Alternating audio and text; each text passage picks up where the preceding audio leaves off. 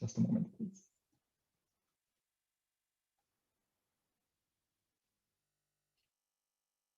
Okay, I will begin. Hello, everyone, and thank you for joining Newzoo's session, Japan Games Market in Numbers and Trends. My name is Tomofumi Kuzuhara. I'm from Japan and a market analyst at Newzoo. Since this is the first Japan-focused event by Yuki, today I'd like to tell you about the Japan Games market in size and demographics, to explain what the market is like and touch upon the trends, including console market overview, COVID-19 impact on trends, and rise of foreign mobile games. First, please allow me to introduce Newzoo. Newzoo is the destination for games market insights and analytics. We track multiple data points across gaming, esports, and mobile. And we provide insights on the market via three main services: our platform, including reports, consumer insights, and consulting. Today, I will explain by sharing our high-level data from the Global Games Market Report and the consumer insights. I will go into the main topic, Japan Games Market in Numbers. In 2020, the Japan Games market generated a $19.5 billion revenue with 8.9% year-on-year growth. Japan is now the third largest games market in the world. A significant driver of 2020's growth is a heightened interest in gaming as a result of COVID-19, even without strict lockdown measures by the Japanese government. Mobile games occupy the largest revenue share at 59%, followed by console at 36%. And in Japan, where several console makers' headquarters are located and gaming in feature phones picked up early, Japanese gamers have historically preferred console and mobile gaming over PC gaming. The console games saw the largest growth in 2020, and the ongoing success of the Nintendo Switch, boosted by several titles like Animal Crossing New Horizons, it also played a big role for people to pick up gaming amid the pandemic. The launch of the next new generation consoles toward the end of the year was also another key contributor. In 2020, Japan was the second largest games market by console revenues. If you look into the game player segmentation by platform, it aligns with the revenues overall. 86% of the total players are the mobile players, followed by console players at 69%. This chart also shows that 22% of total players play on mobile only. On the other hand, looking into the age demographics, while the 21 to 35-year-old age group has the highest percentages, the youngest and oldest player groups have almost equal percentages. Gaming is something familiar and enjoyed by a wide range of age groups in Japan. Looking into the demographics by platform they play on, mobile players are the most gender-balanced group with 55% male and 45% female. Interestingly, mobile players also tend to spend longer time on playing per week, which implies the importance of mobile as a gaming platform for people in Japan. Lastly, I will cover genre preferences. As highlighted in green, Japanese gamers prefer RPG, adventure, and simulation genres across all platforms. In Japan, where lots of famous Japanese RPGs originate, RPG has traditionally been preferred, which also incentivized more role-playing games to be developed and drew even more attention. On the other hand, comparing Japan and China, competitive gaming genres are more preferred in China. So it is important to know that the favorite genres vary not just across region, but also across countries. I will move on to the second part, Japan Games Market in Trends. what is shaping Japan's console and mobile games markets?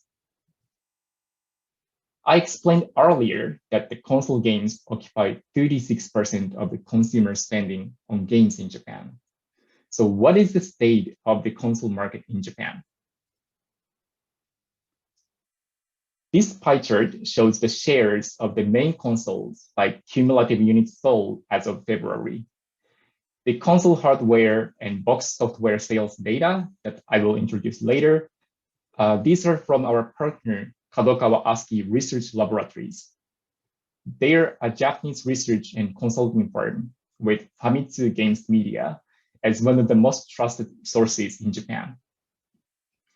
As the graph shows, Nintendo Switch and PlayStation 4 and 5 make up the major share with 65% for Switch and 34% for PlayStation 4 and 5. On the other hand, Xbox One and Series X and S make up less than 1%. As you might know, Xbox has long struggled to establish itself in Japan. However, the tide might be changing. Microsoft has been showing progressive commitment towards the Japanese market lately. For example, they have been partnering with more Japanese studios to add more Japanese franchises to its portfolio. And with Game Pass at the core of their service-based strategy, they finally launched Game Pass in Japan in April 2020. Following that, in September, Phil Spencer said that the total monthly active users for Xbox Live in Japan grew by 82% year on year over the summer. Of course, here, the initial number plays a big role in the growth percentage, and it is hard to say at this point how the console market share will develop in the future. But it is clear that Microsoft has been working on penetration of the Japanese market with the new generation. So what kind of games have been played the most on console in 2020? Before going into that, needless to say, the COVID-19 has influenced Japanese gamers' playing habits. Unlike some of the other countries, there were no strict lockdown measures in Japan, but instead, the government requested people to stay home as much as possible. Newzoo conducted a survey among gamers in Japan, and this showed that 75% of all gamers who spent more time on playing games since March 2020, they replied that the increase was as a direct result of COVID-19.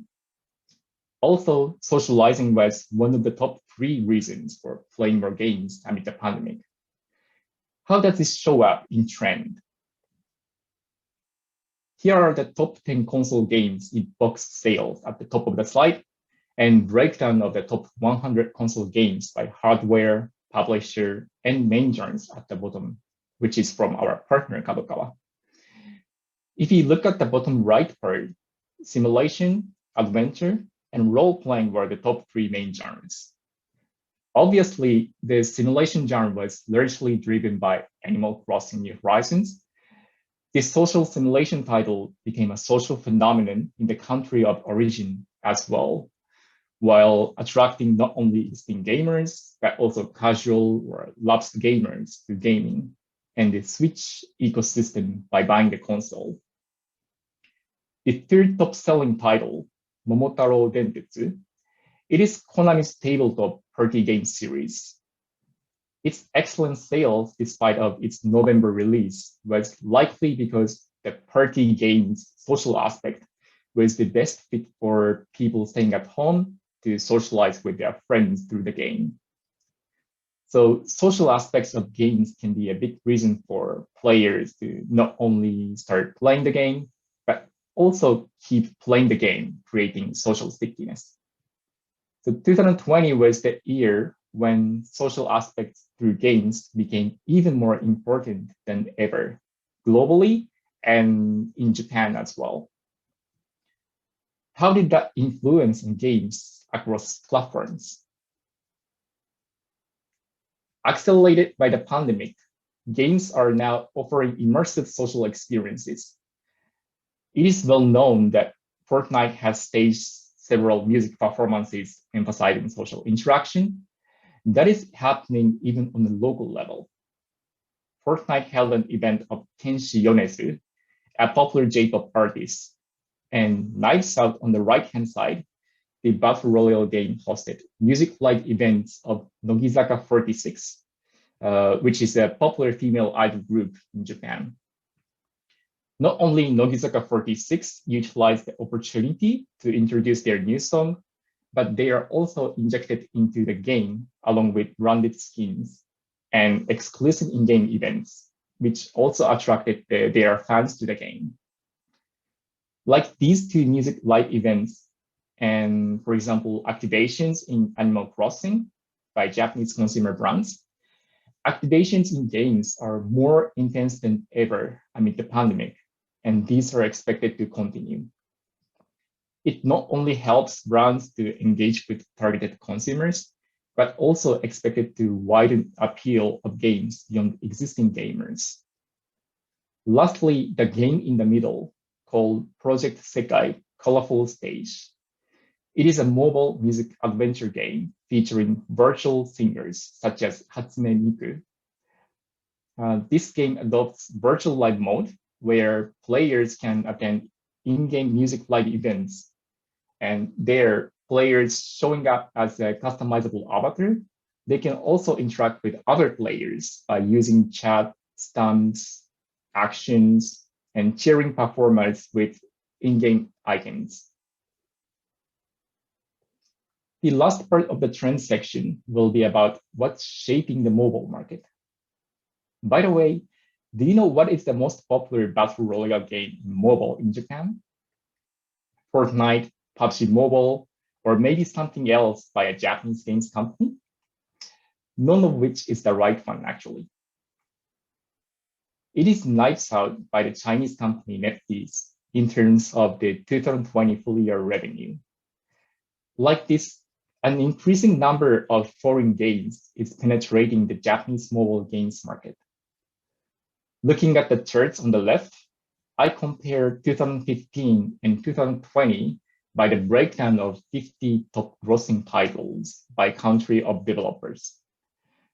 While in 2015, it was only 10% of the top 50 games were developed by foreign games companies. It's increased to 34% by end of 2020. What stands out in the ranking is that there are several successful Chinese games. Then what makes Nights Out stand out? It is their maximized localization efforts for the Japanese market. For example, the top left one, influencer marketing and community management in streaming. NetEase is managing local popular streamers with their certified streamer system and tier system among the certified streamers. The certified streamers are entitled to have streaming deals with NetEase, and the tier system among the certified streamers, based on the number of views, for example, it keeps the streamers encouraged to create popular streaming content. Thanks to this, Nights Out became the most streamed game on YouTube in Japan between February and July 2018, and of course attracted new players through the influencers to the game. The bottom left one, local IP injection. Nights Out frequently inject local IPs, mainly from anime manga, such as Neon Genesis Evangelion. These IP injections add not only exclusive skins, but also sometimes add IP-inspired mini-games, for example, in which you will be battling against a villain of the injected anime. So in Japan, as there is an overlap between gamers and anime manga fans, injecting IPs into mobile games is an effective approach in user acquisition, retention, and monetization, which is widely used by Japanese companies as well as successful Chinese companies in Japan. All in all, each market has different preferences, cultural differences, and a different language sometimes. Even factors outside of the game can be influential. Of course, it never means that it is the best for a foreign game to localize or Japanize everything, but I believe learning about differences is a first big step to be successful in the market. That's all. I hope you found my session interesting. And today I tried to feature high-level data points mainly from our global games market report and consumer insights games and esports. If you are interested, please access newzoo.com for more information and even free insights and free reports. Thank you for listening. Now back to Sam. Thank you, Tomofumi. Excellent presentation. Thank you very much for that. And I think you said towards the end, when you're localizing in Japanese, you're Japanizing it. That's lovely. It's not a phrase I've heard before. So really interesting. Thank you. Now, just very briefly, actually, just conscious that a couple of our participants to the event today, we let them a little bit late because we had to direct them additional people over to YouTube. So Tomofumi, thank you for your presentation. For those that perhaps joined a couple of minutes late, all of the information and the slides will be sent to you afterwards. So apologies if you missed some of the introductions, but all the slides and the video content will be sent to you so we can catch you up. So thank you for your patience with that.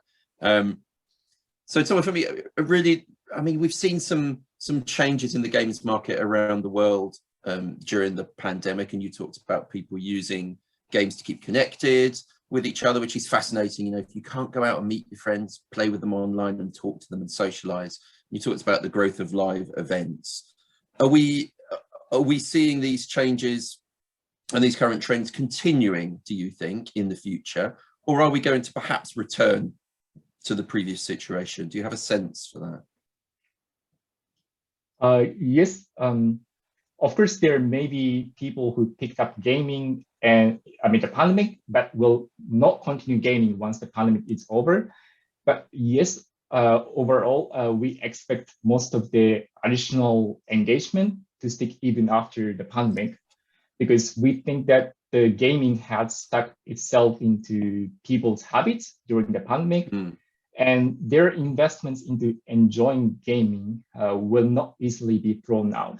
So in case of Japan, console, so the largest growth, and lots of people bought Nintendo Switch, and console have a higher entry barrier as it requires an initial investment.